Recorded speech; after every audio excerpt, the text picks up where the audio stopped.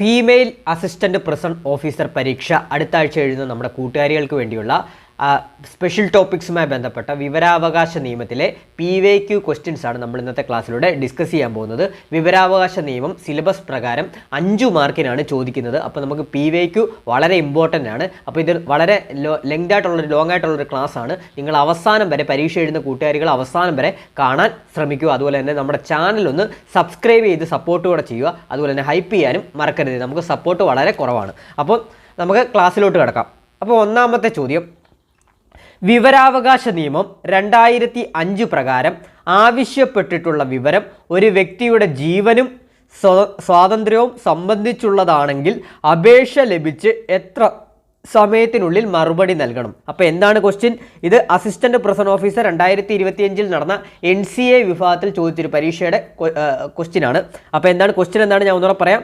വിവരാവകാശ നിയമം 2005 പ്രകാരം ആവശ്യപ്പെട്ടിട്ടുള്ള വിവരം ഒരു വ്യക്തിയുടെ ജീവനും സ്വാതന്ത്ര്യവും സംബന്ധിച്ചുള്ളതാണെങ്കിൽ അപേക്ഷ ലഭിച്ച് എത്ര സമയത്തിനുള്ളിൽ മറുപടി നൽകണം എന്നാണ് ചോദിക്കുന്നത്. അപ്പം നമുക്കറിയാം, നമ്മൾ പഠിച്ചിട്ടുള്ളതാണ്, ഒരു വ്യക്തിയുടെ ജീവനും സ്വാതന്ത്ര്യവും സംബന്ധിച്ചുള്ളതാണെങ്കിൽ എത്ര സമയത്തിനുള്ളിൽ മറുപടി നൽകണം? നമ്മൾ പഠിച്ചിട്ടുള്ളതാണ് 48 മണിക്കൂറിനുള്ളിൽ മറുപടി നൽകേണ്ടതാണ് കേട്ടോ. അപ്പോൾ പഠിച്ചു വെക്കണം, 48 മണിക്കൂറാണ്. അപ്പോൾ എന്താണ്? വിവരാവകാശ നിയമം 2005 പ്രകാരം ആവശ്യപ്പെട്ടിട്ടുള്ള വിവരം ഒരു വ്യക്തിയുടെ ജീവനും സ്വാതന്ത്ര്യവും സംബന്ധിച്ചുള്ളതാണെങ്കിൽ അപേക്ഷ ലഭിച്ച് എത്ര സമയത്തിനുള്ളിലാണ് മറുപടി നൽകേണ്ടത്?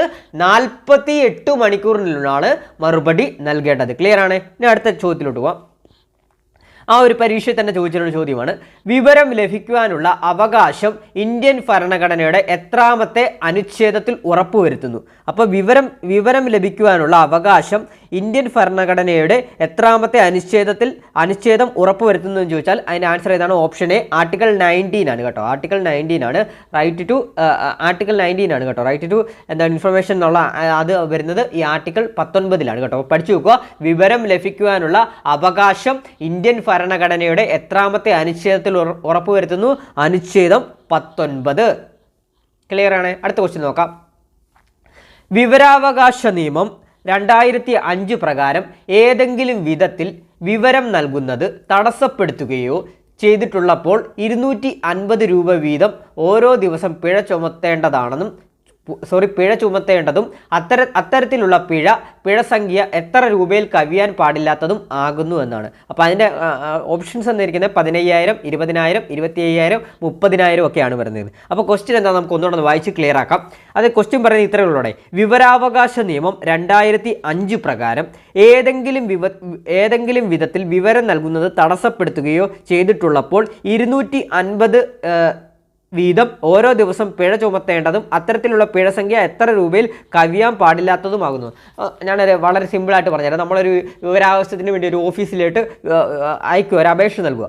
പക്ഷേ അപേക്ഷ നൽകുന്ന സമയം കഴിഞ്ഞതിന് ശേഷം അവർ അപേക്ഷ നൽകാതിരിക്കുമ്പോഴുള്ള പിഴയാണ് ഇവിടെ പറയുന്നത്. അപ്പോൾ അപേക്ഷ നൽകുന്ന തീയതി, അതായത് ഒരു സമയമുണ്ടല്ലോ, സമയപരിധി 30 ദിവസമാണെങ്കിൽ ഒന്ന് വെച്ചോക്കോ. 30 ദിവസം കഴിഞ്ഞ് കഴിഞ്ഞാൽ അന്ന് 30 ദിവസം കഴിഞ്ഞിട്ട് ഇവർ അപേക്ഷ നമുക്ക് തരുന്നില്ല, അതായത് വിവരം നമുക്ക് തരുന്നില്ല. അപ്പോൾ ഓരോ ദിവസം 250 രൂപ വെച്ചാണ് പിഴ വരുന്നത്. ആ 250 രൂപ വെച്ച് പിഴ ചുമത്തേണ്ടതും അത്തരത്തിലുള്ള പിഴ സംഖ്യ, അതായത് ഡെയിലി 250 വെച്ച് എത്ര രൂപയിൽ കവിയാൻ പാടില്ലാത്തതും ആകുന്നു എന്നാണ് ഇവിടെ ചോദിക്കുന്നത്. ഇതിൻ്റെ ആൻസർ എന്ന് പറയുന്നത് 25,000 രൂപയാണ് കേട്ടോ.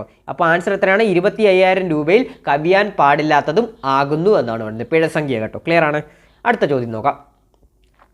വിവരാവകാശ നിയമം 2005 സെക്ഷൻ 8 പ്രകാരം ചുവടെ പറഞ്ഞിരിക്കുന്നതിൽ വിവരം വെളിപ്പെടുത്തുന്നതിൽ നിന്നും ഒഴിവാക്കൽ ചെയ്തിട്ടുള്ളത് എന്തെല്ലാം എന്നാണ്. അപ്പോൾ എന്തൊക്കെയാണെന്ന് നോക്കാം. ഫസ്റ്റ് തന്നെ നോക്കാം. ഭാരതത്തിൻ്റെ പരമാധികാരത്തെയും അഖണ്ഡതയും സുരക്ഷിതത്വവും മറ്റും ഹാനികരമായി ബാധിക്കുന്നവ, വിദേശ സർക്കാരിൽ നിന്ന് ലഭിച്ച രഹസ്യ വിവരം, അറസ്റ്റിനെയോ പ്രോസിക്യൂഷൻ നടപടിക്രമത്തെയോ തടസ്സപ്പെടുത്തുന്ന വിവരം, മന്ത്രിസഭയുടെ തീരുമാനങ്ങളും അവയ്ക്കുള്ള കാരണങ്ങളും. ആദ്യം നമ്മൾ അറിഞ്ഞിരിക്കേണ്ട ഈ ഒരു വിവരാവകാശ നിയമവുമായിട്ട് ബന്ധപ്പെട്ട സെക്ഷൻ 8 എന്താണെന്ന് നമ്മൾ അറിഞ്ഞിരിക്കണം. സെക്ഷൻ 8 എന്താണെന്ന് നമ്മൾ അറിഞ്ഞിരുന്നാൽ തന്നെയാണ് നമുക്ക് ഈ ഒരു ക്വസ്റ്റ്യന് ആൻസർ ചെയ്യാൻ പറ്റുന്നത്. സെക്ഷൻ 8 എന്താണ്? വിവരം വെളിപ്പെടുത്തുന്നതിൽ നിന്ന് ഒഴിവാക്കപ്പെട്ടവയാണ് സെക്ഷൻ 8 എന്ന് പറയുന്നത്. അതിനകത്തിൽ നിന്ന് ഏതൊക്കെയാണ് ഒഴിവാക്കപ്പെട്ടിട്ടുള്ളത്? ഏതൊക്കെയാണ്? നിങ്ങളൊന്ന് ജസ്റ്റ് ഒരു കോമൺ ലോജിക്ക് വെച്ച് നോക്കിയാൽ നമുക്ക് മനസ്സിലാവും ഏതൊക്കെയാണ്. ഭാരതത്തിൻ്റെ പരമാധികാരവും അഖണ്ഡതയും സുരക്ഷിതത്വവും മറ്റും ഹാനികരമായി ബാധിക്കുന്നവ ശരിയാണ്. അതുപോലെ തന്നെ വിദേശ സർക്കാരിൽ നിന്നും ലഭിച്ച വിവരം, അതുപോലെ തന്നെ അറസ്റ്റിനെയോ പ്രോസിക്യൂഷൻ നടപടിക്രമത്തെയോ തടസ്സപ്പെടുത്തുന്ന വിവരങ്ങൾ, അതുപോലെ തന്നെ മന്ത്രിസഭയുടെ തീരുമാനങ്ങളും അവയ്ക്കുള്ള കാരണങ്ങളും. അപ്പം നിന്നും ഒഴിവാക്കൽ ചെയ്തിട്ടുള്ളത് ഏതൊക്കെയാണ്? അപ്പം ഏതൊക്കെയാണ്? ഓപ്ഷൻ സി ആണ് ഇവിടെ ആൻസർ ആയിട്ട് വരുന്നത്. ഏതൊക്കെയാണ്? 1, 2, 3 കേട്ടോ. 1, 2, 3 അതായത് നമുക്കറിയാം 1, 2, 3 അപ്പോൾ നമുക്ക് ജസ്റ്റ് ഈ ഓപ്ഷൻ കാണുമ്പോൾ തന്നെ നമുക്ക് പെട്ടെന്ന് അറിയാം എന്താണ്. സെക്ഷൻ 8 പ്രകാരം വിവരം നൽകുന്നതിൽ നിന്ന് വെളിപ്പെടുത്തലിൽ നിന്ന് ഒഴിവാക്കിയിട്ടുള്ളത് ഏതൊക്കെയാണ്? നമ്മുടെ രാജ്യത്തിൻ്റെ പരമാധികാരം അഖണ്ഡതയെ സുരക്ഷിതത്വം മറ്റും ഹാനികരമായി ബാധിക്കുന്നവ നമുക്ക് വിവരമായിട്ട് ലഭിക്കുമോ? ഇല്ല. അതുപോലെ തന്നെ വിദേശ സർക്കാരിൽ നിന്ന് ലഭിച്ച രഹസ്യ വിവരം നമുക്ക് അപേക്ഷ കൊടുത്താൽ കിട്ടുമോ? ഇല്ല. പിന്നെ അറസ്റ്റിനെയോ പ്രോസിക്യൂഷൻ നടപടിക്രമത്തെ തടസ്സപ്പെടുത്തുന്ന വിവരം നമുക്ക് അപേക്ഷ ലഭിക്കുമോ? ഇല്ല. പിന്നെ നമുക്ക് എന്താണ് ഇവിടെ നിന്ന് ലഭിക്കുന്നത്? മന്ത്രിസഭയുടെ തീരുമാനങ്ങളും അവയ്ക്കുള്ള കാരണങ്ങളും നമുക്ക് വിവരമായിട്ട് ലഭിക്കാൻ സാധ്യതയുണ്ട്, ലഭിക്കും. അപ്പോൾ ഇതിൻ്റെ ആൻസർ ഓപ്ഷൻ സി ആണ്. 1, 2, 3 ഇവിടെ ആൻസർ ആയിട്ട് വരുന്നത്. അതായത് വെളിപ്പെടുത്തലിൽ നിന്ന് ഒഴിവാക്കിയിട്ടുള്ളത് കേട്ടോ. ക്ലിയർ ആണ്? ഇനി അടുത്ത ക്വസ്റ്റ്യൻ നോക്കാം. നമുക്ക് അടുത്ത ക്വസ്റ്റ്യനിലോട്ട് പോവാം. അടുത്ത ക്വസ്റ്റ്യൻ നമുക്ക് നോക്കാം.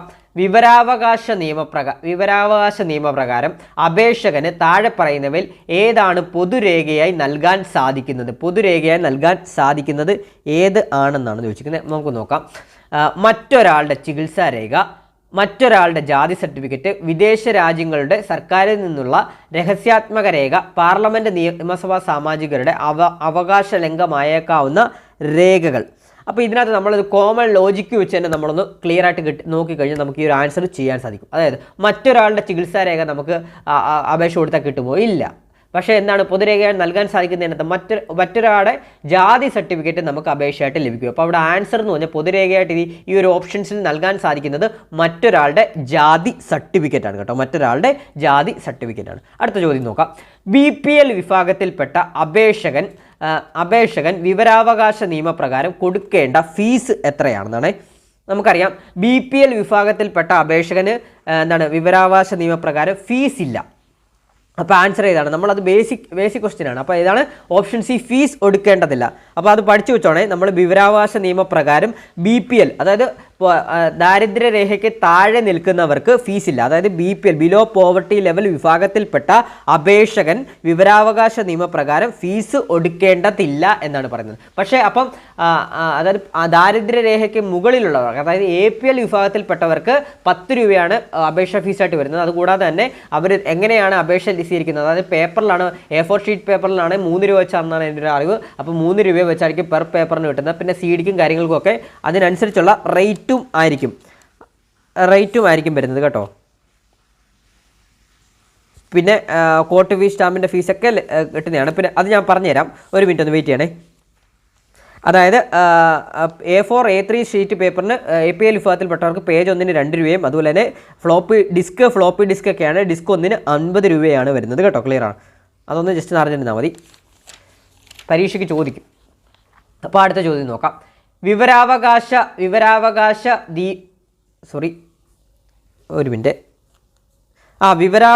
നിയമപ്രകാരം അധിക ഫീസ് കൊടുക്കാൻ ആവശ്യപ്പെട്ടാൽ അപേക്ഷകൻ എത്ര ദിവസങ്ങൾക്കുള്ളിൽ ഫീസ് കൊടുക്കണം? അപ്പോൾ എന്താണ്? വിവരാവകാശ നിയമപ്രകാരം അധിക ഫീസ് കൊടുക്കാൻ ആവശ്യപ്പെട്ടാൽ അപേക്ഷകൻ എത്ര ദിവസങ്ങൾക്കുള്ളിൽ ഫീസ് കൊടുക്കണമെന്നാണ് ചോദിച്ചിരിക്കുന്നത്. അപ്പോൾ ഇതിൻ്റെ ആൻസർ പറയുന്നത് ഓപ്ഷൻ ഡി ആണ്. കാലയളവ് നിഷ്കർഷിച്ചിട്ടില്ല കേട്ടോ. അപ്പോൾ പഠിച്ചു വെച്ചോണം, നിഷ്കർഷിച്ചിട്ടില്ല. അപ്പോൾ എന്താണ്? വിവരാവകാശ നിയമപ്രകാരം അധിക ഫീസ് കൊടുക്കാൻ ആവശ്യപ്പെട്ടാൽ അപേക്ഷകൻ എത്ര ദിവസങ്ങൾക്കുള്ളിൽ ഫീസ് കൊടുക്കണം? അതിനൊരു കാലയളവ് നിഷ്കർഷിച്ചിട്ടില്ല. കാരണം എന്താണ്? അപേക്ഷകൻ ഫീസ് കൊടുത്താൽ മാത്രമേ അപേക്ഷകൻ ആ വിവരം ലഭിക്കുകയുള്ളൂ. അതുകൊണ്ട് തന്നെ അതിന് പ്രത്യേകിച്ച് കാലയളവ് നിഷ്കർഷിച്ചിട്ടില്ല. ക്ലിയർ ആണ്? അടുത്ത ക്വസ്റ്റ്യൻ. സംസ്ഥാന ചീഫ് ഇൻഫർമേഷൻ കമ്മീഷണറുടെ ഔദ്യോഗിക കാലാവധി എത്രയാണെന്നാണ്. സംസ്ഥാന ചീഫ് ഇൻഫർമേഷൻ കമ്മീഷണറുടെ ഔദ്യോഗിക കാലാവധി എത്രയാണ്? ഓപ്ഷൻ സി ആണ്, 5 വർഷമാണ്. 5 വർഷമാണ് ഔദ്യോഗിക കാലാവധി, 5 വർഷമാണ് കേട്ടോ. അടുത്ത ക്വസ്റ്റ്യൻ നമുക്ക് നോക്കാം. വിവരാവകാശ നിയമപ്രകാരമുള്ള അപേക്ഷ സ്വീകരിക്കുന്നതിന് വിസമ്മതിക്കുകയോ നിർദ്ദേശിച്ചിട്ടുള്ള സമയപരിധിയിൽ വിവരം നൽകാതിരിക്കുകയോ അഥവാ അപേക്ഷ ഉത്തരവിശ്വാസമില്ലാതെ നിഷേധിക്കുകയോ അഥവാ അറിഞ്ഞുകൊണ്ട് തെറ്റായതും അപൂർണമായതും തെറ്റിദ്ധരിപ്പിക്കുന്ന വിവരം നൽകുകയോ ഏതെങ്കിലും തരത്തിൽ വിവരം നൽകുന്നതിന് തടസ്സപ്പെടുത്തുകയോ ചെയ്യുന്ന ഉദ്യോഗസ്ഥർക്ക് നിയമപ്രകാരം പരമാവധി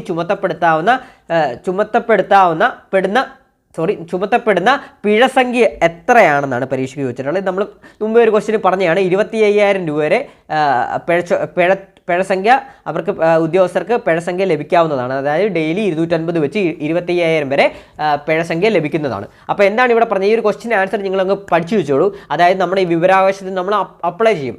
റൈറ്റ് ടു ഇൻഫർമേഷൻ ആക്ട് പ്രകാരം നമ്മളൊരു ഓഫീസിൽ അപ്ലൈ ചെയ്യും. അപ്പം നമ്മൾ അപ്ലൈ ചെയ്തിട്ടും വിവരം തരാതിരിക്കുക, അതുപോലെ തന്നെ ഫാൾസ് ആയിട്ടുള്ള വിവരങ്ങൾ തരുക, ഇൻഫർമേഷൻ തരിക, ഫാൾസ് ആയിട്ടുള്ള തെറ്റായിട്ടുള്ള വിവരങ്ങൾ തരുക, അതുപോലെ തന്നെ സമയപരിധിക്കുള്ളിൽ വിവരം തരാതിരിക്കുക, അതുപോലെ തന്നെ തെറ്റിദ്ധരിപ്പിക്കുന്നതും അത് നമുക്ക് വിവരം തരാനുള്ളതൊക്കെ തടസ്സപ്പെടുത്തുക, തെറ്റായ വിവരങ്ങളൊക്കെ തരുക, അങ്ങനെയൊക്കെ ചെയ്യുന്ന ഉദ്യോഗസ്ഥർക്ക് നിയമപ്രകാരം പരമാവധി എത്ര രൂപയാണ് പിഴസംഖ്യയായിട്ട് നൽകേണ്ടത്? 25,000 രൂപ വരെ പിഴസംഖ്യ വരുന്നതാണ് കേട്ടോ. ക്ലിയർ ആണ്? അടുത്ത ക്വസ്റ്റ്യൻ കേരള ഒരു മിനിറ്റ് അടുത്ത ക്വസ്റ്റ്യൻ നോക്കാം. ഒരു മിനിറ്റ്. കേരള ജയിൽ വകുപ്പിലെ സംസ്ഥാന പബ്ലിക് വിവരാവകാശ ഓഫീസറുടെ ചുമതല വഹിക്കുന്ന ഉദ്യോഗസ്ഥൻ ആരെന്നാണ് ചോദിച്ചിരിക്കുന്നത്. അപ്പോൾ എന്താണ്? കേരള ജയിൽ വകുപ്പിൽ സംസ്ഥാന പബ്ലിക് വിവരാവകാശ ഓഫീസറുടെ ചുമതല വഹിക്കുന്ന ഉദ്യോഗസ്ഥൻ ആരാണ്? DGP ആണോ, PA2 DGP ആണോ, DIG ആണോ, ജയിൽ ആസ്ഥാന കാര്യാലയം, അതുപോലെ തന്നെ സീനിയർ അഡ്മിനിസ്ട്രേറ്റീവ് ഓഫീസറാണോ? അപ്പോൾ ആരാണ് വഹിക്കുന്നത് എന്നുള്ളത് നിങ്ങൾ അറിഞ്ഞിരിക്കണം. നിങ്ങൾ എഴുതുന്ന പരീക്ഷ ഇതാണ്, ഫീമെയിൽ അസിസ്റ്റന്റ് പ്രിസൺ ഓഫീസർ പരീക്ഷയാണ്. ഇത് നല്ലൊരു ചോദ്യമാണ്, പരീക്ഷയ്ക്ക് ചോദിക്കാൻ സാധ്യത വളരെ കൂടുതലുള്ള ചോദ്യമാണ്. അപ്പോൾ കേരള ജയിൽ വകുപ്പിലെ സംസ്ഥാന പബ്ലിക് വിവരാവകാശ ഓഫീസറുടെ ചുമതല വഹിക്കുന്ന ഉദ്യോഗസ്ഥൻ ആരാണ്? PA2 DGP ആണ് കേട്ടോ. PA2 DGP ആണ്. അപ്പോൾ പഠിച്ചു വെച്ചോണം, PA2 DGP ആണ് കേരള ജയിൽ വകുപ്പിലെ സംസ്ഥാന പബ്ലിക് വിവരാവകാശ ഓഫീസറുടെ ചുമതല വഹിക്കുന്ന ഉദ്യോഗസ്ഥൻ. ക്ലിയർ ആണ്? 2005 വിവരാവകാശ നിയമത്തിൻ്റെ 2ാം പട്ടികയിൽ ഉൾപ്പെടാത്തത് ഏതെന്നാണ് ചോദിച്ചത്. അപ്പോൾ എന്താണ്? 2005 വിവരാവകാശ നിയമത്തിൻ്റെ 2ാം പട്ടികയിൽ ഉൾപ്പെടാത്തത് ഏതെന്നാണ് ചോദിച്ചിരിക്കുന്നത്. ഇതിനകത്ത് ഉൾപ്പെടാത്തത് ഏതെന്ന് നമുക്ക് നോക്കാം. ഉൾപ്പെടുന്നത് ഏതെന്ന് നോക്കാം. CASF ഉൾപ്പെടും, ആസർ റൈഫിൾസ് ഉൾപ്പെടും, അതുപോലെ തന്നെ CRPF ഉൾപ്പെടും. ഉൾപ്പെടാത്തത് വിജിലൻസ് ആണ് കേട്ടോ. ഓപ്ഷൻ D വിജിലൻസ് ആണ്. അപ്പോൾ ഈ ഒരു നല്ലൊരു ചോദ്യമാണ്, വിജിലൻസ് ആണ് ഉൾപ്പെടാത്തത്. അപ്പോൾ ഞാൻ ക്വസ്റ്റ്യനും ആൻസറും ഒന്നുകൂടെ പറയാം. 2005 വിവരാവകാശ നിയമത്തിൻ്റെ 2ാം പട്ടികയിൽ ഉൾപ്പെടാത്തത് ഏതാണ്? വിജിലൻസ് ആണ് ഈ തന്നിരിക്കുന്ന ഓപ്ഷൻസിൽ നിന്ന്. അടുത്ത ചോദ്യം, വിവരാവകാശ നിയമപ്രകാരം സാധാരണയായുള്ള വിവരാവകാശ അപേക്ഷയ്ക്കുമേൽ മറുപടി നൽകുന്നതിനുള്ള പരമാവധി സമയം എത്ര എന്നുള്ളത് നല്ലൊരു ചോദ്യമാണ്. അപ്പോൾ ഓപ്ഷൻസ് തന്നിട്ടുണ്ട്. 2 മാസം, 14 ദിവസം, 30 ദിവസം, 6 മാസം എന്നാണ്. അപ്പോൾ ഇവിടെ ക്വസ്റ്റ്യൻ എന്താണ്? നമ്മളോട് ചോദിച്ചിട്ടുള്ളത് വിവരാവകാശ നിയമപ്രകാരം സാധാരണയായുള്ള വിവരാവകാശ അപേക്ഷയ്ക്കുമേൽ മറുപടി നൽകുന്നതിനുള്ള പരമാവധി സമയം എത്രയാണെന്നാണ് ചോദിക്കുന്നത്. അത് ഓപ്ഷൻ C ആണ്, 30 ദിവസം. അതായത് 1 മാസം എന്നാണ് കാൽക്കുലേറ്റ് ചെയ്യുന്നത്, 30 ദിവസമാണ്. അപ്പോൾ പഠിച്ചു വെക്കുക, വിവരാവകാശ നിയമപ്രകാരം സാധാരണയായുള്ള വിവരാവകാശ അപേക്ഷയ്ക്കുമേൽ മറുപടി നൽകുന്നതിനുള്ള പരമാവധി സമയം എത്രയാണ്? ഓപ്ഷൻ C ആണ്, 30 ദിവസമാണ് പരമാവധി സമയമായിട്ട് വരുന്നത്. ക്ലിയർ ആണ്? അടുത്ത ചോദ്യത്തിലോട്ട് പോവാം. വിവരാവകാശ നിയമപ്രകാരം വിവരം വെളിപ്പെടുത്തലിൽ നിന്നും ഒഴിവാക്കപ്പെട്ടത് ഏതെന്നാണ് ചോദിച്ചിരിക്കുന്നത്. അപ്പോൾ ഓപ്ഷൻസ് നോക്കിയാൽ നമുക്കത് മനസ്സിലാവും. നമുക്ക് നോക്കാം. വിവരം പരസ്യപ്പെടുത്തേണ്ടെന്ന കോടതിയുടെ വിധിയുള്ളവ ഒരു സർക്കാർ സ്ഥാപനത്തിലെ ഉദ്യോഗസ്ഥരുടെ വിവരങ്ങൾ, പൊതുസ്ഥാപനത്തിൻ്റെ ഉത്തരവാദിത്വവും ചുമതലകളും സംബന്ധിച്ച വിവരങ്ങൾ, ഉദ്യോഗസ്ഥരുടെ പ്രതിഫല വിവരങ്ങൾ. അപ്പോൾ നമ്മൾ ജസ്റ്റ് ഒന്ന് ഓപ്ഷൻസിലോട്ടൊന്ന് കണ്ണുപിടിച്ചാൽ തന്നെ നമുക്ക് ഈ ഒരു ക്വസ്റ്റ്യൻ ആൻസർ ചെയ്യാൻ സാധിക്കും. അപ്പോൾ ക്വസ്റ്റ്യൻ എന്താണ്? വിവരാവകാശ നിയമപ്രകാരം വിവരം വെളിപ്പെടുത്തലിൽ നിന്നും ഒഴിവാക്കപ്പെട്ടവ. അപ്പോൾ നമുക്ക് ഓപ്ഷൻസ് നോക്കാം. ഉദ്യോഗസ്ഥരുടെ പ്രതിഫല വിവരങ്ങൾ നമുക്ക് റൈറ്റ് ടു ഇൻഫർമേഷൻ ആക്ട് പ്രകാരം അറിയാൻ സാധിക്കും. അതുപോലെ തന്നെ പൊതുസ്ഥാപനത്തിൻ്റെ ഉത്തരവാദിത്വം ചുമതലകൾ സംബന്ധിച്ചുള്ള വിവരം അതും നമുക്ക് അറിയാൻ സാധിക്കും. ഒരു സർക്കാർ സ്ഥാപനത്തിലെ ഉദ്യോഗസ്ഥരുടെ വിവരങ്ങൾ അതും അറിയാൻ സാധിക്കും. പിന്നെ എന്താണ്? വിവരം പരസ്യപ്പെടുത്തേണ്ടെന്ന കോടതി വിധിയുള്ളവയ്ക്ക് നമുക്ക് എന്താണ്? റൈറ്റ് ടു ഇൻഫർമേഷൻ ആക്ട് പ്രകാരം അറിയാൻ സാധിക്കില്ല. അപ്പോൾ ഇതിൻ്റെ ആൻസർ ഓപ്ഷൻ A ആണ് കേട്ടോ. അടുത്ത ക്വസ്റ്റ്യൻ നോക്കാം. മുഖ്യ വിവരാവകാശ കമ്മീഷണറെയും വിവരാവകാശ കമ്മീഷണർമാരെയും തിരഞ്ഞെടുക്കുന്നതിനുള്ള ശുപാർശകൾ തയ്യാറാക്കുന്ന കമ്മിറ്റിയിൽ ഉൾപ്പെടാത്തത് ആരെന്നുള്ളത് നല്ലൊരു ചോദ്യമാണ്. പരീക്ഷയ്ക്ക് സ്ഥിരമായിട്ട് ചോദിക്കുന്ന ഒരു ചോദ്യം കൂടിയാണ്. അപ്പോൾ എന്താണ് ചോദ്യം? എന്താണ് മുഖ്യ വിവരാവകാശ, അതായത് നമ്മുടെ മുഖ്യ വിവരാവകാശ കമ്മീഷണറെയും വിവരാവകാശ കമ്മീഷണർമാരെയും കേന്ദ്രത്തിലാണ് കേന്ദ്ര മുഖ്യ വിവരാവകാശ കമ്മീഷണറെയും വിവരാവകാശ കമ്മീഷണർമാരെയും തിരഞ്ഞെടുക്കുന്നതിനുള്ള ശുപാർശ തയ്യാറാക്കുന്ന കമ്മിറ്റിയിൽ ഉൾപ്പെടാത്തത് ആരെന്നാണ് ചോദിക്കുന്നത്. അപ്പോൾ നമുക്ക് ഇതിനകത്ത് ഉൾപ്പെടാത്തത് വൈസ് പ്രസിഡന്റ് ആണ്. ഈ ഒരു കമ്മിറ്റിയിൽ ഉൾപ്പെടാത്തത് വൈസ് പ്രസിഡന്റ് ആണ്. പ്രധാനമന്ത്രി ഉൾപ്പെടും. അതുപോലെ തന്നെ പ്രധാനമന്ത്രി നാമനിർദ്ദേശം ചെയ്യുന്ന ഒരു ക്യാബിനറ്റ് മന്ത്രി ഉൾപ്പെടും. പിന്നെ ലോകസഭാ പ്രതിപക്ഷ നേതാവ്, നമുക്കറിയാലോ നമ്മുടെ രാജ്യം എന്താണ്, ജനാധിപത്യ രാജ്യമാണ്. അതുകൊണ്ട് തന്നെ നമുക്ക് പ്രതിപക്ഷ നേതാവിനും വാല്യൂ ഉള്ളൊരു രാജ്യമാണ്. അതുകൊണ്ട് തന്നെ നമ്മുടെ ഈ ഒരു കമ്മിറ്റിയിൽ പ്രതിപക്ഷ നേതാവ് ഉൾപ്പെടും, പ്രധാനമന്ത്രി നാമനിർദ്ദേശം ചെയ്യുന്ന ക്യാബിനറ്റ് മന്ത്രി ഉൾപ്പെടും, പ്രധാനമന്ത്രി ഉൾപ്പെടും. പിന്നെ ഉൾപ്പെടാത്തതാരാണ്? പ്രസിഡന്റ് ആണ്. അപ്പോൾ ആൻസർ ഏതാണ്? ഓപ്ഷൻ എ വൈസ് പ്രസിഡന്റ് ആണ് കേട്ടോ. വൈസ് പ്രസിഡന്റ് ആണ് ഉൾപ്പെടാത്തത്. അടുത്ത ചോദ്യം, ഇന്ത്യയുടെ ആദ്യത്തെ വനിതാ മുഖ്യ വിവരാവകാശ കമ്മീഷണർ ആരാണ്? നമുക്കെല്ലാവർക്കും അറിയാം. ഓപ്ഷൻ ബി ദീപക് സന്ധു ആണെന്ന് എല്ലാവർക്കും അറിയുന്ന കാര്യമാണ്. സ്ഥിരമായിട്ട് PSC പരീക്ഷകളിൽ ചോദിക്കാറുള്ളതാണ്. ഇന്ത്യയുടെ ആദ്യത്തെ വനിതാ മുഖ്യ വിവരാവകാശ കമ്മീഷണറാണ് ദീപക് സന്ധു ആണ്. അടുത്ത ചോദ്യം, വിവരാവകാശ നിയമപ്രകാരം വിവരം ലഭിക്കുന്നതിന് ദാരിദ്ര്യരേഖയ്ക്ക് മുകളിലുള്ളവർ നൽകേണ്ട ഫീസ് എത്രയാണെന്നാണ് ചോദിക്കുന്നത്. നൽകേണ്ട ഫീസ് എത്രയാണെന്നാണ് ചോദിക്കുന്നത്. അപ്പം ഇതിൻ്റെ ആൻസർ ഓപ്ഷൻ ഡി ഇതൊന്നുമല്ല എന്നുള്ളതാണ്. അപ്പം എന്താണ് ഇവിടെ ചോദ്യം ചോദിച്ചിരിക്കുന്നത്? എന്താണ്? വിവരാവകാശ നിയമപ്രകാരം വിവരം ലഭിക്കുന്നതിന് ദാരിദ്ര്യരേഖയ്ക്ക് മുകളിലുള്ളൂ, അതായത് APL വിഭാഗത്തിൽപ്പെട്ടവർ നൽകേണ്ട ഫീസ് എന്നാണ്. അപ്പോൾ ഇതിനകത്ത് തന്നിരിക്കുന്ന ഓപ്ഷൻ എ 100, 150, 50 രൂപയ്ക്കാണ്. പക്ഷേ ഓപ്ഷൻ ഡി ഇതൊന്നുമല്ല എന്നാണ് ആൻസർ വരുന്നത്. കാരണം അപേക്ഷാ ഫീസ് 10 രൂപയും പിന്നെ വിവരം ലഭിക്കാൻ നമുക്ക് A4 ഷീറ്റിനും A3 ഷീറ്റിനും 3 രൂപ വെച്ചും അതുപോലെ തന്നെ ഫ്ലോപ്പി ഡിസ്കിനൊക്കെ 50 രൂപ, അങ്ങനെ ഒരുപാട് റേറ്റ് ഉണ്ടല്ലോ. അതുകൊണ്ടാണ് ഇവിടെ ഇതൊന്നുമല്ല എന്നുള്ളൊരു ആൻസർ വന്നത്. ക്ലിയർ ആണ്. അപ്പോൾ അതുപോലെ തന്നെ നമ്മുടെ ക്ലാസ് കണ്ടുകൊണ്ടിരിക്കുന്ന കൂട്ടുകാരുണ്ടെങ്കിൽ നമ്മുടെ ക്ലാസ് ഒന്ന് ഹൈപ്പ് ചെയ്യാൻ ശ്രമിക്കണം. ഒന്ന് വീഡിയോ ഒന്ന് ഹൈപ്പ് ചെയ്യാൻ ശ്രമിക്കുക. അതുപോലെ തന്നെ ആദ്യമായിട്ട് കാണുന്ന കൂട്ടുകാരാണ് ഒന്ന് സബ്സ്ക്രൈബ് ചെയ്യാനൂടെ ശ്രമിക്കണേ. അപ്പോൾ അടുത്ത ക്വസ്റ്റ്യൻ നോക്കാം. ജനാധിപത്യത്തിൻ്റെ സൂര്യ തേജസ് എന്നറിയപ്പെടുന്ന നിയമം ഏതാണ്? ഓഫ് കോഴ്സ് നമ്മൾ പഠിക്കുന്ന നിയമം തന്നെയാണ്, വിവരാവകാശ നിയമം തന്നെയാണ്. അപ്പോൾ സ്റ്റേറ്റ്മെൻ്റ് ആയിട്ടൊക്കെ ചോദിക്കാം. ജനാധിപത്യത്തിൻ്റെ സൂര്യ തേജസ് എന്നറിയപ്പെടുന്ന നിയമം ഏതാണ്? നമ്മുടെ വിവരാവകാശ നിയമമാണ്. വിവരാവകാശ നിയമത്തിൽ ഒപ്പുവെച്ച രാഷ്ട്രപതി ആരാണ്? APJ അബ്ദുൽ കലാമാണ് കേട്ടോ. വിവരാവകാശ നിയമത്തിൽ ഒപ്പുവെച്ച രാഷ്ട്രപതി ആരാണ്? APJ അബ്ദുൽ കലാമാണ്. കേന്ദ്ര മുഖ്യ വിവരാവകാശ കമ്മീഷണറെയും കമ്മീഷണർമാരെയും നിയമിക്കുന്നത് ആരാണ്? രാഷ്ട്രപതിയാണ് കേട്ടോ. അപ്പോൾ അത് പഠിച്ചു വെച്ചോണേ, നല്ലൊരു ചോദ്യമാണ്. അപ്പോൾ എന്താണ്? രാഷ്ട്രപതിയാണ് നിയമിക്കുന്നത്. അപ്പോൾ കേന്ദ്ര മുഖ്യ വിവരാവകാശ കമ്മീഷണറെയും കമ്മീഷണർമാരെ നിയമിക്കുന്നത് ആരാണ്?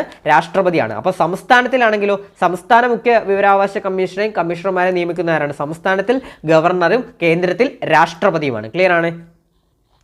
അടുത്ത ചോദ്യം നോക്കാം. വിവരാവകാശ നിയമം 2005 നിലവിൽ വന്നപ്പോൾ റദ്ദാക്കപ്പെട്ട നിയമം ഏതെന്നാണ് ചോദിക്കുന്നത്. അപ്പോൾ ഫ്രീഡം ഓഫ് ഇൻഫർമേഷൻ ആക്ട് ആണ്. കുറേ ഇയേഴ്സ് നിന്നിട്ടുണ്ട്. അപ്പോൾ ഇയേഴ്സ് തന്നിട്ടുള്ളതുകൊണ്ട് നമുക്ക് തെറ്റാം. അപ്പോൾ 2002 നിയമമാണ് കേട്ടോ. ഓപ്ഷൻ ബി ആണ് ആൻസർ ആയിട്ട് വന്നത്. അപ്പോൾ പഠിച്ചു നോക്കുക. പരീക്ഷയ്ക്ക് ചോദിക്കാൻ സാധ്യതയുണ്ട്, റിപ്പീറ്റ് ചെയ്ത് ചോദിക്കാൻ സാധ്യതയുണ്ട്. ഇത് 2023 നടന്നൊരു പരീക്ഷയിലെ ചോദ്യമാണ്. ഇനിയും റിപ്പീറ്റ് ചെയ്യാം. അപ്പോൾ എന്താണ് ക്വസ്റ്റ്യൻ? എന്താണ്? നമ്മുടെ വിവരാവകാശ നിയമം 2025 നിലവിൽ വന്നപ്പോൾ റദ്ദാക്കപ്പെട്ട നിയമം ഏതാണെന്നാണ് ചോദിച്ചിരിക്കുന്നത്. ഏതാണ്? ഫ്രീഡം ഓഫ് ഇൻഫർമേഷൻ ആക്ട് 2002 ആണ് കേട്ടോ. അടുത്ത ചോദ്യം, കേന്ദ്ര വിവരാവകാശ കമ്മീഷനിലെ അംഗങ്ങളുടെ നിയമനവുമായി ബന്ധപ്പെട്ട താഴെ കൊടുത്തിരിക്കുന്നവയിൽ ശരിയായ പ്രസ്താവനകൾ ഏതൊക്കെയെന്നാണ് ചോദിച്ചിരിക്കുന്നത്. ശരിയായ പ്രസ്താവനകൾ ഏതൊക്കെയെന്നാണ് ചോദിച്ചിരിക്കുന്നത്. അപ്പോൾ നമുക്ക് നോക്കാം ഏതൊക്കെയാണെന്ന് നോക്കാം.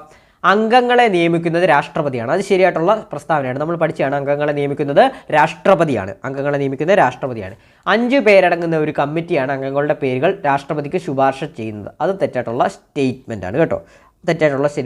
അതുപോലെ തന്നെ ഈ കമ്മിറ്റിയുടെ അധ്യക്ഷൻ പ്രധാനമന്ത്രിയാണ്. അത് ശരിയാണ്. ഈ കമ്മിറ്റിയുടെ അധ്യക്ഷൻ പ്രധാനമന്ത്രിയാണ്. ഇവിടെ ആരൊക്കെയാണ്? 5 പേരടങ്ങുന്നതല്ല വരുന്നത്. പ്രധാനമന്ത്രി നിയമിക്കുന്ന ഒരു പ്രധാനമന്ത്രി നിർദ്ദേശിക്കുന്ന ക്യാബിനറ്റ് മന്ത്രി, അതുകൂടാതെ തന്നെ വേറെ ആരാണ്? ലോകസഭാ പ്രതിപക്ഷ നേതാവും കൂടിയാണ് വരുന്നത് കേട്ടോ. അതുപോലെ തന്നെ ഈ കമ്മിറ്റിയുടെ അധ്യക്ഷൻ പ്രധാനമന്ത്രിയാണ്. ശരിയാണ്. ലോകസഭയുടെ പ്രതിപക്ഷ നേതാവ് ഇതിൽ അംഗമാണ്. ശരിയായിട്ടുള്ള സ്റ്റേറ്റ്മെൻറ്റ് ആണ്. അപ്പം ഏതൊക്കെയാണ് ഇവിടെ ആൻസർ ആയിട്ട് വന്നത്? ഓപ്ഷൻ ബി അല്ലേ? 1, 3, 4 ആണ് ശരിയായിട്ടുള്ള സ്റ്റേറ്റ്മെൻറ്റ്. ഓപ്ഷൻ സി ആണ്. 1, 3, 4 ആണ് ഇവിടെ ശരിയായിട്ടുള്ളത്. ഓപ്ഷൻ സി ആണ്. 1, 3, 4 ആണ് ശരിയായിട്ടുള്ളത് കേട്ടോ. അടുത്ത ചോദ്യം നോക്കാം. 2019 ഭേദഗതി പ്രകാരം സംസ്ഥാന വിവരാവകാശ കമ്മീഷണറുടെ ഔദ്യോഗിക കാലാവധി എത്രയാണെന്നുള്ളതാണ് നോക്കാം. അപ്പം ഇതിൻ്റെ ആൻസർ വന്നിരിക്കുന്നത് ഓപ്ഷൻ ഡി ഇവയൊന്നുമല്ല എന്നാണ്. അപ്പോൾ എത്രയാണ് 2019 പ്രകാരം സംസ്ഥാന വിവരാവകാശ കമ്മീഷണറുടെ കാലാവധി എത്രയാണെന്ന് നമുക്ക് നോക്കാം. ഒരു മിനിറ്റ് ഒന്ന് വെയിറ്റ് ചെയ്യണേ. സംസ്ഥാന വിവരാവകാശ കമ്മീഷണറുടെ കാലാവധി എത്രയാണെന്ന് നോക്കാം. സംസ്ഥാന വിവരാവകാശ കമ്മീഷണറുടെ കാലാവധി, ഒരു മിനിറ്റ്.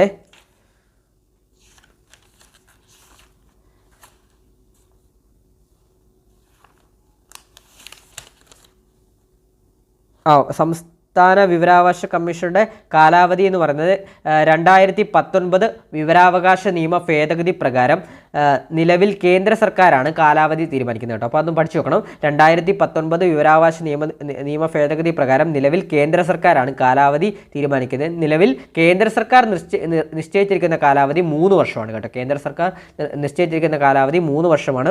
അതുപോലെ തന്നെ സംസ്ഥാന ചീഫ് ഇൻഫർമേഷൻ കമ്മീഷണറും ഇൻഫർമേഷൻ കമ്മീഷണർമാരും 65 വയസ്സ് തികഞ്ഞതിന് ശേഷം ഉദ്യോഗത്തിൽ തുടരാൻ പാടില്ല എന്നാണ് പറയുന്നത് കേട്ടോ. തുടരാൻ പാടില്ല എന്നാണ് പറയുന്നത്.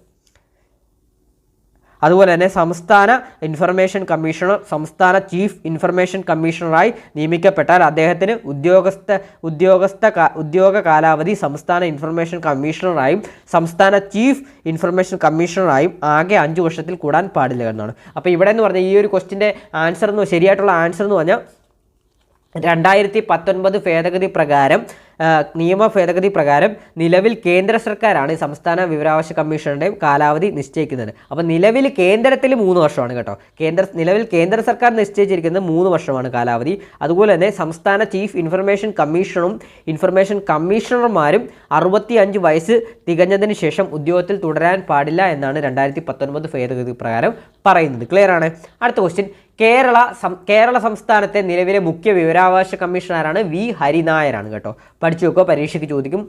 നിലവിലെ സംസ്ഥാന വിവരാവകാശ കമ്മീഷണറാണ് വി ഹരിനായരാണ്. അതുകൂടാതെ തന്നെ നിലവിലെ കേന്ദ്ര വിവരാവകാശ കമ്മീഷണർ ആരാണ് എന്നുള്ളത് നിങ്ങൾ കമൻറ്റ് ബോക്സിൽ രേഖപ്പെടുത്തുക. നിലവിലെ കേന്ദ്ര വിവരാവകാശ കമ്മീഷണർ ആരാണ് എന്നുള്ളത് നിങ്ങൾ കമൻറ്റ് ബോക്സിൽ രേഖപ്പെടുത്തുക കേട്ടോ. അപ്പോൾ അടുത്ത ചോദ്യത്തിലോട്ട് പോവാം.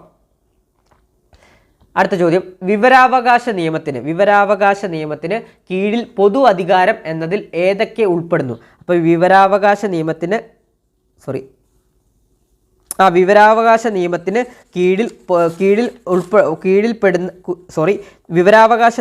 കീഴിൽ പൊതു അധികാര സ്ഥാനം എന്നതിൽ ഏതൊക്കെ ഉൾപ്പെടുന്നു എന്നുള്ളതാണ് നോക്കാം നമുക്ക്. സർക്കാർ ഓഫീസുകൾ ഉൾപ്പെടുന്നു, ശരിയാണ്. ISRO ഉൾപ്പെടുന്നു, ഭാരത് പെട്രോളിയം കോർപ്പറേഷൻ ഉൾപ്പെടുന്നു, ശരിയാണ്. സ്റ്റേറ്റ് ബാങ്ക് ഓഫ് ഇന്ത്യ ഉൾപ്പെടുന്നു. കാരണം ഇതെല്ലാം നമ്മുടെ പൊതുമേഖലാ സ്ഥാപനങ്ങളാണ്. അതുകൊണ്ടെല്ലാം ഇവിടെല്ലാം വിവരാവകാശ നിയമത്തിന് കീഴിൽ വരുന്ന പൊതു അധികാര സ്ഥാപനം എന്നതിൽ ഉൾപ്പെടുന്നതാണ് ഇതൊക്കെ കേട്ടോ. അപ്പോൾ ആൻസർ ഓപ്ഷൻ ഡി ആണ്. 1, 2, 3, 4 ഇതെല്ലാം ഉൾപ്പെടുന്നവയാണ്. അടുത്ത ക്വസ്റ്റ്യൻ നോക്കാം. 2005 വിവരാവകാശ നിയമം അനുസരിച്ച് താഴെ പറയുന്നവയിൽ കേന്ദ്ര സംസ്ഥാന ഇൻഫർമേഷൻ കമ്മീഷൻ്റെ അധികാരത്തിൽപ്പെട്ടത് ഏതൊക്കെ എന്നുള്ളതാണ്. അപ്പോൾ നമുക്ക് നോക്കാം. വ്യക്തികളെ വിളിച്ചു വരുത്തി നിർബന്ധപൂർവം ഹാജരാക്കാനും സത്യപ്രതിജ്ഞ ചെയ്തു മൊഴിയായിട്ടോ രേഖാമൂലമോ തെളിവ് നൽകാൻ അവരെ നിർബന്ധിക്കാനുള്ള അധികാരം. അടുത്ത പോയിന്റ് നോക്കാം. അടുത്ത ഓപ്ഷൻ നോക്കാം. കൃത്യവിലോപം നടത്തുന്ന ഉദ്യോഗസ്ഥർക്കെതിരെ ക്രിമിനൽ നടപടി സ്വീകരിക്കാനുള്ള അധികാരം അതുണ്ടോ? അതില്ല. അപ്പം നോക്കണം. അതുപോലെ തന്നെ അഴിമതിയിൽ ഏർപ്പെടുന്ന സർക്കാർ ജീവനക്കാരെ വിചാരണ ചെയ്യാനുള്ള അധികാരം അതുണ്ടോ? അതില്ല. മുകളിൽ പറഞ്ഞിരിക്കുന്നത് ഒന്നുമല്ല, അതില്ല. പക്ഷേ ഓപ്ഷൻ എ ആണ് ഇവിടെ ആൻസർ ആയിട്ട് വരുന്നത്. എന്താണ്? വ്യക്തികളെ വിളിച്ചു വരുത്തി നിർബന്ധപൂർവം ഹാജരാക്കാനും സത്യപ്രതിജ്ഞ ചെയ്ത് മൊഴിയായിട്ടോ രേഖാമൂലമോ തെളിവ് നൽകാൻ അവരെ നിർബന്ധിക്കാനുള്ള അധികാരം 2025 വിവരാവകാശ നിയമം അനുസരിച്ച് ഇൻഫർമേഷൻ കമ്മീഷൻ്റെ കേന്ദ്ര സംസ്ഥാന ഇൻഫർമേഷൻ കമ്മീഷൻ്റെ അധികാരത്തിൽ പെട്ടത് ആണ് കേട്ടോ. ക്ലിയർ ആണ്. അടുത്ത ക്വസ്റ്റ്യൻ നോക്കാം. കേന്ദ്ര ഇൻഫർമേഷൻ കമ്മീഷൻ്റെ ഘടന താഴെ പറയുന്നവയിൽ ഏതാണെന്നാണ് നോക്കുന്നത്. അപ്പം ഇതിനകത്ത് ശരിയായിട്ടുള്ള ഏതെന്ന് നോക്കാം. ചീഫ് ഇൻഫർമേഷൻ കമ്മീഷണറും 10ൽ കവിയാത്ത അത്രയും എണ്ണം കേന്ദ്ര ഇൻഫർമേഷൻ കമ്മീഷണർമാരും അതാണ് ശരിയായിട്ടുള്ള കേട്ടോ. അപ്പോൾ ഓർത്ത് വെച്ചോണം, പരീക്ഷയ്ക്ക് ഉറപ്പായിട്ടും ചോദിക്കും സ്റ്റേറ്റ്മെൻ്റ് ആയിരിക്കും. അപ്പോൾ പഠിച്ചു വെച്ചോളൂ. അപ്പോൾ എന്താണ് ഇവിടുത്തെ ആൻസർ എന്നാണ് അപ്പോൾ കേന്ദ്ര ഇൻഫർമേഷൻ കമ്മീഷൻ്റെ ഘടന എങ്ങനെയാണ്? ചീഫ് ഇൻഫർമേഷൻ കമ്മീഷണറും 10-ൽ കവിയാത്ത അത്രയും എണ്ണം കേന്ദ്ര ഇൻഫർമേഷൻ കമ്മീഷണർമാരും അടങ്ങുന്നതാണ് കേന്ദ്ര ഇൻഫർമേഷൻ കമ്മീഷൻ്റെ ഘടന എന്ന് പറയുന്നത്. ക്ലിയർ ആണ്? അടുത്ത ചോദ്യം, വിവരാവകാശ നിയമത്തിൻ്റെ ലക്ഷ്യങ്ങളുമായി ബന്ധപ്പെട്ട പ്രസ്താവനകളിൽ ശരിയായത് കണ്ടെത്തുക എന്നുള്ളതാണ്. അപ്പം നമുക്ക് നോക്കാം ശരിയായിട്ടുള്ളത് ഏതൊക്കെയാണെന്ന് നോക്കാം. അഴിമതി നിയന്ത്രിക്കുന്നതിന് ശരിയാണ്. അതായത് വിവരാവകാശ നിയമത്തിൻ്റെ ലക്ഷ്യങ്ങളാണ് അഴിമതി നിയന്ത്രിക്കുന്നതാണ്. നമുക്ക് വിവരങ്ങളെല്ലാം അറിഞ്ഞു കഴിഞ്ഞാൽ എന്താണ്, നമുക്ക് അഴിമതി ഒരു പരിധിവരെ തടയാൻ സാധിക്കും. അപ്പോൾ അഴിമതി നിയന്ത്രിക്കുന്നതിന് ഉദ്യോഗസ്ഥർക്കിടയിൽ ഉത്തരവാദിത്യ ബോധം ഉണ്ടാക്കുന്നത് ശരിയാണ്. ഉദ്യോഗസ്ഥർക്കിടയിൽ ഉത്തരവാദിത്യ ബോധം ഉണ്ടാക്കും. അതായത് ഒരു പൗരന് ഇൻഫർമേഷൻ ആക്ട് പ്രകാരം എന്താണ് അവിടെ നടക്കുന്നതെന്നൊക്കെ അറിയാൻ സാധിച്ചു കഴിഞ്ഞാൽ ഉദ്യോഗസ്ഥർക്കിടയിലുള്ള ഉത്തരവാദിത്യ ബോധം അഴിമതിയൊക്കെ നിയന്ത്രിക്കാൻ സാധിക്കും. അതുപോലെ തന്നെ ഗവൺമെൻറ്റിൻ്റെ പ്രവർത്തനങ്ങൾ സുതാര്യമാകുന്നതിനാണ്. അപ്പം ഓപ്ഷൻ ഡി എന്നാണ്, എല്ലാം ശരിയാണെന്നുള്ളതാണ്. എല്ലാം ശരിയാണ് ഇവിടെ ആൻസറായിട്ട് വരുന്നത്. ക്ലിയർ ആണ്? അടുത്തത്, ദേശീയ സംസ്ഥാനങ്ങളിലെ മുഖ്യ വിവരാവകാശ കമ്മീഷണർമാരുടെ കാലാവധി എത്രയാണ്? 3 വർഷമാണ് കേട്ടോ. അപ്പോൾ ദേശീയ സംസ്ഥാനങ്ങളിലെ മുഖ്യ വിവരാവകാശ കമ്മീഷണറുടെ കാലാവധി എത്രയാണ്? 3 വർഷമാണ്. അടുത്ത ചോദ്യം നോക്കാം. വിവരാവകാശ നിയമത്തിലെ ഏത് വകുപ്പാണ് അസിസ്റ്റന്റ് പബ്ലിക് ഇൻഫർമേഷൻ ഓഫീസർമാരെ നിയമിക്കുന്നത് എന്നുള്ളതാണ് ചോദിച്ചിട്ടുള്ളത്. അപ്പോൾ ഏതാണ്? വകുപ്പ് 5(2) കേട്ടോ. അപ്പോൾ സെക്ഷൻ 5(2) ആണ്. അതായത് വകുപ്പ് 5(2) ആണ് അസിസ്റ്റന്റ് പബ്ലിക് ഇൻഫർമേഷൻ ഓഫീസർമാരെ നിയമിക്കുന്നത്. ക്ലിയർ ആണ്? അപ്പോൾ വകുപ്പ് 2 എന്താണ്, വകുപ്പ് 4 എന്താണ്, വകുപ്പ് 7 എന്താണെന്നുള്ളതൊക്കെ നമ്മൾ ജസ്റ്റ് ഒന്ന് അറിഞ്ഞിരിക്കുക. ഞാൻ ജസ്റ്റ് ഒന്ന് പറയാം. അപ്പോൾ നിങ്ങളൊന്ന് കേട്ടിരുന്നാൽ മതി. ജസ്റ്റ് ഒന്ന് പറയാം. അപ്പം വിവരാവകാശ നിയമത്തിലെ വകുപ്പ് 2 എന്ന് പറയുന്നത് നിർവചനങ്ങളാണ് പറയുന്നത്. അതിൻ്റെ ഡെഫിനിഷൻസ് ആണ് വകുപ്പ് 2 പറയുന്നത് കേട്ടോ. ഡെഫിനിഷൻസ് ആണ് വകുപ്പ് പറയുന്നത്. അതുപോലെ തന്നെ വകുപ്പ് 4 എന്താണ്? വകുപ്പ് 4 ഉദ്ദേശിക്കുന്നത് അതായത് പൊതു അധികാര സ്ഥാനങ്ങളുടെ കടമകൾ പ്രതിപാദിക്കുന്ന വകുപ്പാണ് സെക്ഷൻ 4 എന്ന് പറയുന്നത്. അതുപോലെ തന്നെ സെക്ഷൻ 7 എന്ന് പറയുന്നത് എന്താണ്?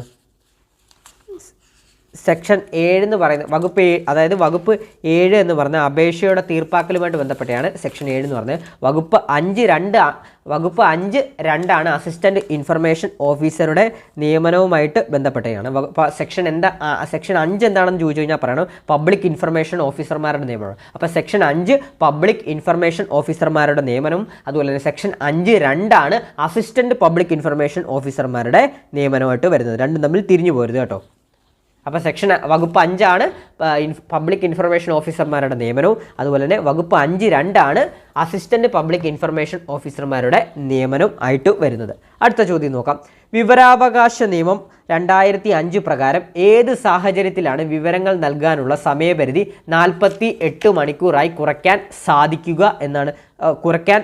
കഴിയുക എന്നാണ് ഇവിടെ ചോദിച്ചിട്ടുള്ളത്. അപ്പോൾ എന്താണ് ഇവിടെ ചോദ്യം എന്താണ്, ഞാൻ ഒന്നുകൂടെ പറയാം. വിവരാവകാശ നിയമം 2005 പ്രകാരം ഏത് സാഹചര്യത്തിലാണ് വിവരങ്ങൾ നൽകാനുള്ള സമയപരിധി 48 മണിക്കൂറായി കുറയ്ക്കാൻ സാധിക്കുക എന്നാണ് ചോദിക്കുന്നത്. അപ്പോൾ നമ്മളിത് കുറച്ച് മുമ്പ് പഠിച്ച ചോദ്യമാണ്. അപ്പോൾ നമുക്ക് പെട്ടെന്ന് തന്നെ ആൻസറിലോട്ട് വരാം. എന്താണ്? നമ്മൾ ഈ ഒരു ഓപ്ഷൻസ് നോക്കിയാൽ തന്നെ അറിയാം. വിവരങ്ങൾ ഒരു വ്യക്തിയുടെ ജീവിതത്തെയും സ്വാതന്ത്ര്യത്തെയും സംബന്ധിച്ചാണെങ്കിൽ 48 മണിക്കൂറിനുള്ളിൽ വിവരങ്ങൾ നൽകാൻ സാധിക്കണം കേട്ടോ. അപ്പോൾ അതാണ് ഇവിടുത്തെ ക്വസ്റ്റ്യൻ ആയിട്ട് വരുന്നത്. 48 മണിക്കൂറിനുള്ളിൽ സമയപരിധി ഉള്ളത് ഏതാണ്? വിവരങ്ങൾ ഒരു വ്യക്തിയുടെ ജീവിതത്തെയും സ്വാതന്ത്ര്യത്തെയും സംബന്ധിച്ചാണെങ്കിൽ 48 മണിക്കൂറായി കുറയ്ക്കാൻ 48 മണിക്കൂറിനുള്ളിൽ വിവരങ്ങൾ നൽകേണ്ടതാണ്. അടുത്ത ചോദ്യം, വിവരാവകാശ നിയമത്തിലെ ഏത് വകുപ്പ് പ്രകാരമാണ് കേന്ദ്ര സംസ്ഥാന തലങ്ങളിൽ വിവരാവകാശ കമ്മീഷനുകൾ രൂപീകരിച്ചിരിക്കുന്നത് എന്നാണ് ചോദിച്ചിരിക്കുന്നത്. അപ്പോൾ ഏതൊക്കെയാണ് ആ വകുപ്പുകൾ? സെക്ഷൻ 12 സെക്ഷൻ 15 കേട്ടോ. അപ്പോൾ സെക്ഷൻ 12 സെക്ഷൻ 15 വിവരാവകാശ നിയമത്തിലെ കേന്ദ്ര സംസ്ഥാന തലങ്ങളിലെ വിവരാവകാശ കമ്മീഷനുകൾ രൂപീകരിച്ചിരിക്കുന്ന വകുപ്പുകളാണ്. സെക്ഷൻ 12 അതുപോലെ തന്നെ സെക്ഷൻ 15. സെക്ഷൻ 12 അതുപോലെ തന്നെ സെക്ഷൻ 15 ക്ലിയർ അല്ലേ? സെക്ഷൻ 12 കേന്ദ്ര വിവരാവകാശ കമ്മീഷൻ്റെ സെക്ഷൻ 12 കേന്ദ്ര വിവരാവകാശ കമ്മീഷൻ്റെ രൂപീകരണവുമായിട്ട് ബന്ധപ്പെട്ട സെക്ഷൻ. അതുപോലെ തന്നെ സെക്ഷൻ 15 സംസ്ഥാന വിവരാവകാശ കമ്മീഷൻ്റെ രൂപീകരണവുമായിട്ട് ബന്ധപ്പെട്ട സെക്ഷൻ കേട്ടോ. ക്ലിയർ ആണ്. അടുത്തത് വിവരാവകാശ നിയമപ്രകാരം കേന്ദ്ര മുഖ്യ വിവരാവകാശ കമ്മീഷനെ നിയമിക്കുന്ന ആരാണ്? പ്രസിഡന്റാണ് കേട്ടോ. അപ്പം വിവരാവകാശ നിയമപ്രകാരം കേന്ദ്ര മുഖ്യ വിവരാവകാശ കമ്മീഷനെ നിയമിക്കുന്നത് പ്രസിഡന്റാണ്. സംസ്ഥാന തലത്തിലാണെങ്കിൽ അത് ഗവർണറാണ് കേട്ടോ. സംസ്ഥാന തലത്തിലാണെങ്കിൽ അത് ഗവർണറാണ്.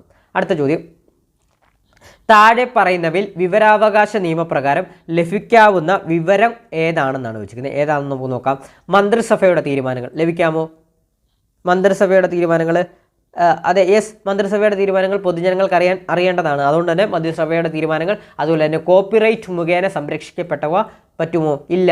ഒരു വ്യക്തിയുടെ ബാങ്ക് നിക്ഷേപങ്ങളുടെ വിവരങ്ങൾ കിട്ടുമോ നമ്മൾ വിവരാവകാശ നിയമപ്രകാരം? ഒരിക്കലുമില്ല. അപ്പോൾ മുകളിൽ പറഞ്ഞവയെല്ലാം ഒന്നുമില്ല. അപ്പോൾ അതിൻ്റെ ആൻസർ ഏതാണ്? ഓപ്ഷൻ എ ആണ് കേട്ടോ. അപ്പോൾ മന്ത്രിസഭയുടെ തീരുമാനങ്ങളാണ് ഈ താഴെ കൊടുത്തിരിക്കുന്നവയിൽ വിവരമായിട്ട് ലഭിക്കാവുന്ന വിവരം മന്ത്രിസഭയുടെ തീരുമാനങ്ങളാണ്. അടുത്ത ചോദ്യം, ഇഷ്ട സമയം എന്നല്ല, നിർദ്ദിഷ്ട സമയം എന്നാണ് ടൈപ്പ് ചെയ്തപ്പോൾ തെറ്റിപ്പോയാണ്.